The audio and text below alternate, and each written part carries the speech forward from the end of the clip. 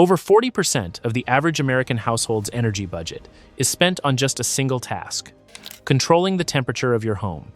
Yet, there is a system that can cool an entire building to a comfortable 70 degrees in the dead of July, while costing up to 70% less than a traditional air conditioner, requiring no complex outdoor machinery, and running entirely on the Earth's ambient, reliable thermal stability. Under independent testing, this approach has proven to be the most thermodynamically efficient method of climate control ever devised, operating at efficiencies up to 400%. The technology I'm talking about is a geothermal heat pump, and in this video, I'm about to show you why utilizing the thermal mass beneath your feet is the ultimate asset for a low-energy, self-sufficient setup, and why, despite being so superior to conventional cooling systems, just 2% of American households are using this technology right now. Let's dive in. The problem of regulating the temperature inside a building is a dilemma that has plagued builders across every era of human civilization. For thousands of years, our solutions were entirely passive. The Romans built thick stone walls to absorb daytime heat, while Persian engineers designed elaborate wind catchers to funnel ambient breezes deep underground, pulling cooler air up through subterranean stone channels. But these early systems were entirely dependent on local geography. But that all changed in 1748, when a Scottish chemist named William Cullen demonstrated the first artificial refrigeration system, proving that manipulating a fluid inside a closed circuit could manually alter physical temperatures. A century later, Lord Kelvin took the physics a step further, proposing a mind-bending theory. If a machine could extract heat to cool a space, it could be run entirely in reverse to pump concentrated heat back in. But as early engineers began trying to turn these theories into commercial machines, they defaulted to the most obvious medium available: the outside air. Over the next 100 years, the heating and cooling industry built its entire infrastructure around this air source model, a mechanical box that uses electricity to dump indoor heat directly into the outside atmosphere. But exchanging heat with the air is a deeply flawed strategy. Air is a terrible thermal conductor. It has remarkably low thermal mass, and its temperature fluctuates wildly with the weather. It wasn't until 1912 that a Swiss engineer named Heinrich Zoelli recognized this fundamental engineering blind spot. Zoelli realized that instead of forcing a mechanical pump to fight against the volatile temperature of the sky, engineers should be connecting their machines to a medium that was dense, highly conductive, and completely stable. He patented the explicit concept of using the Earth itself as a stable thermal reservoir, laying the foundation for the very first ground source heat pump. But the seals and refrigerants of the early 20th century could not handle the pressures of a buried system, and Zoelli's concept sat dormant. It would take a painful accident decades later in an American basement to revive it.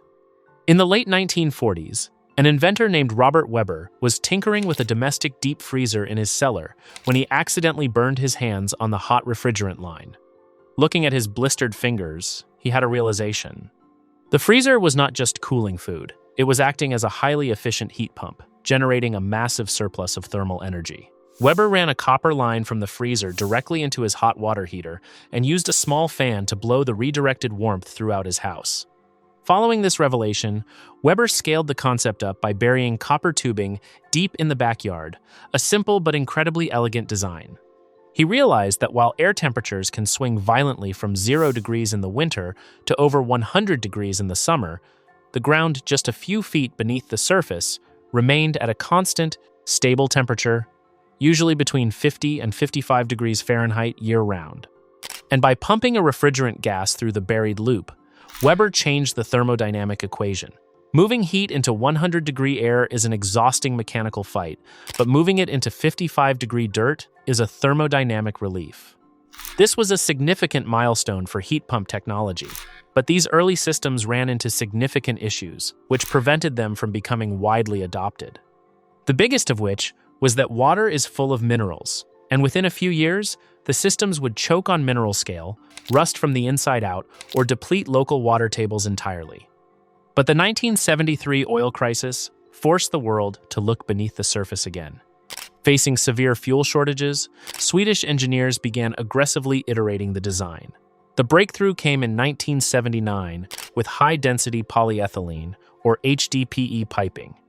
This was a chemically inert, highly flexible polymer that can be buried in the dirt for over 50 years without rusting, leaking, or degrading.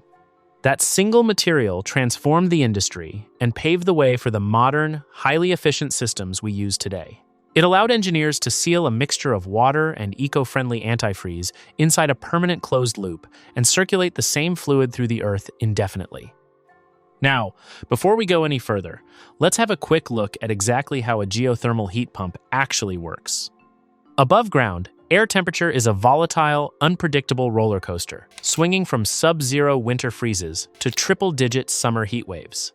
But as you move downward into the earth, a remarkable physical transformation occurs.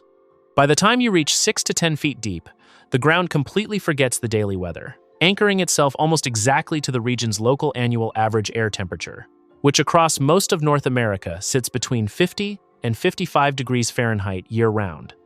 An important principle that undermines the effectiveness of this system is what's known as a phase lag. Because soil is dense, it takes a tremendous amount of time for thermal energy to migrate downward through the earth, creating a natural delay of roughly 6 months. For example, the coldest ground temperatures of the year don't occur in January, but rather late summer. And to exploit this stable reservoir, a geothermal system uses a closed loop of HDPE pipe buried in the yard, connected to a specialized heat pump inside the house. The pipe carries a mixture of water and antifreeze in a continuous circuit, absorbing the warmer air in your home, cooling it with cooler Earth's mass, then again returning it to your home. The secret to its efficiency comes down to the fundamental law of thermodynamics. Air conditioners do not magically create cold, but rather move heat. And the energy required to move it depends entirely on the temperature differential. Think of it like pushing a heavy ball up a hill. When a conventional air conditioner tries to cool your home on a 100-degree afternoon, it has to extract heat from your 75-degree living room and force it out into that scorching 100-degree air. And because it is fighting against the natural flow of thermal energy, it is an exhausting, uphill mechanical battle. The compressor works incredibly hard. Internal pressures skyrocket, and the machine's efficiency plummets. But because of the thermal lag, a geothermal system does not push the ball uphill. It rolls it down. When a ground source system cools your home, it takes that same 75-degree indoor heat and rejects it into the cool, 55-degree dirt. Because the heat is naturally flowing toward a colder medium, the thermodynamic resistance decreases dramatically. And there's plenty of real-world data to back up how efficient these systems can be.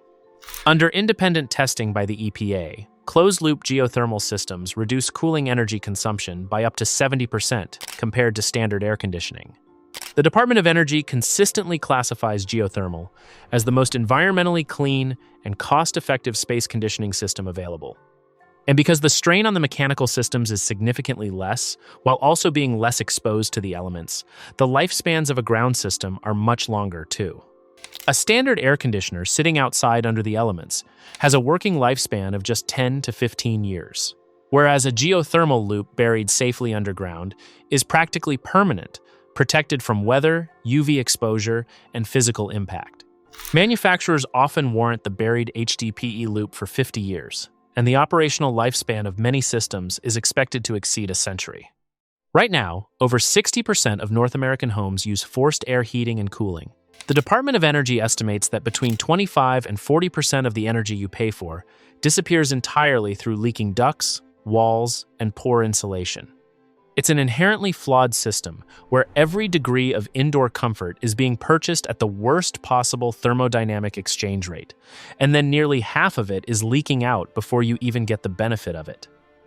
But the reason why 98% of Americans don't utilize a geothermal heat pump as their primary climate control system has everything to do with the financial and practical roadblocks. The single most off-putting aspect of installing a ground source heat pump is the eye-watering costs. Installing a standard air source air conditioner will set you back somewhere in the neighborhood of $4,000. But with a geothermal system, after the significant excavation and groundwork, it will cost somewhere in the region of $15,000 per house.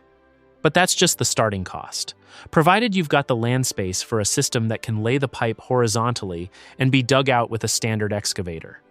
If you live in an urban environment where you don't have the space, then the job becomes more complex. Specialized machinery like a drilling rig, the type used to drill bore holes, needs to be enlisted to lay a vertical pipe configuration. With installations such as these, it's not uncommon for upfront costs to be closer to $40,000. So, depending on the complexity of your installation, you're looking at a payback period somewhere between 5 and 15 years. But on top of that, there are the specialist skills and knowledge required to install such a system. There are nearly 500,000 HVAC mechanics and installers currently working in the USA, and most of these won't have the first clue how to run or maintain a geothermal system. Finding the right people with the right skill set isn't as easy as it sounds, and when you do find them, their knowledge comes at a premium. And unless you're building your own one-off property from the ground up and specifically request it, a large-scale housing developer has zero incentive to absorb this extra cost for a technology and the extra hassle of installing a system most people don't even understand. Then, of course, there will always be bureaucratic barriers that seem to stand between consumers and innovative technology like this. To bypass the massive upfront cost of green technology, the modern energy industry relies heavily on third-party ownership models. This is exactly how residential solar first took off. A solar company owns the panels on your roof, installs them for free, and leases the power back to you at a discount. It removes the capital barrier for the consumer. But in the United States, IRS regulations, specifically the Functional Interdependence Rule under 26 U.S.C. 48, have effectively criminalized this exact business model for geothermal. The IRS rules state that a geothermal installation is only classified as a single unit of energy property if one person or entity owns the entire asset. If an innovative utility company offers to pay for, dig, and maintain the expensive underground loops as community infrastructure while you own the small heat pump inside your basement, the IRS declares that the system lacks functional interdependence. As a result, neither the utility company nor you can claim the lucrative federal tax credits. On top of that, the IRS classifies underground loops as limited-use property. Because a company cannot easily dig up a buried pipe and relocate it to another property if a homeowner defaults on a lease, the tax code does not allow businesses to depreciate geothermal loops the way they can depreciate movable assets like solar panels or electric car chargers. But there is a simple solution to both the bureaucratic and financial barriers that stop most people from using a geothermal heat pump, and that is to just build the system yourself. If you are building a new home, there is an obvious pre-burial strategy that avoids almost all the drilling costs. When you excavate for your foundation, you already have an 8-foot deep hole. And by laying 300 feet of high-density polyethylene tubing at the bottom of that excavation before you backfill, you've installed a ground loop for the cost of the plastic, which is roughly $500. Something to be aware of, however, is that if you are off-grid, the challenge is the startup current. A standard compressor draws locked rotor amps, a massive surge of electricity to get the motor spinning. This can be 5 to 6 times the running current, often tripping off grid inverters. To solve this, you need a soft start module, like the Micro Air Easy Start. These use an internal algorithm to ramp up voltage over a few hundred milliseconds, reducing that surge by up to 70%. Suddenly, a system that once required a massive generator can be started by a modest solar array. But the final evolution of this technology isn't individual, it's communal. In places like New York, we are seeing the rise of thermal energy networks, or TENs. These are ambient temperature loops that connect entire neighborhoods. Unlike old steam pipe systems that lose heat to the ground, these pipes operate at the ground's natural temperature. This means there are zero distribution losses. If a data center or a grocery store on the corner is rejecting heat from its refrigeration, that heat doesn't go into the atmosphere. It goes into the loop, where the residential houses down the street can pull it out to heat their water. It's essentially a circular economy of energy. The Utility Thermal Energy Jobs Act in New York is finally allowing gas utilities to pivot. They are realizing that their expertise isn't in gas, it's in pipes. They can own and maintain the underground loops as a public utility, while homeowners own the small, efficient heat pumps inside. This removes the $15,000 barrier and treats the Earth's thermal mass as a piece of shared infrastructure, like the roads or the water mains. Ground source cooling reminds us that the most elegant engineering solutions aren't always the newest, most high-tech gadgets hitting the market. Often, they are the ones that simply respect the natural constants of the world we already live in. If this is the kind of practical, independent thinking that matters to you, preserving decentralized solutions that favor the long-term homeowner over short-term builder margins, then subscribing and sharing this video is the simplest way to ensure these ideas keep being found. And if you want to see another similar way to utilize the Earth's natural thermal mass, then take a look at our deep dive into Earth tunnels right here.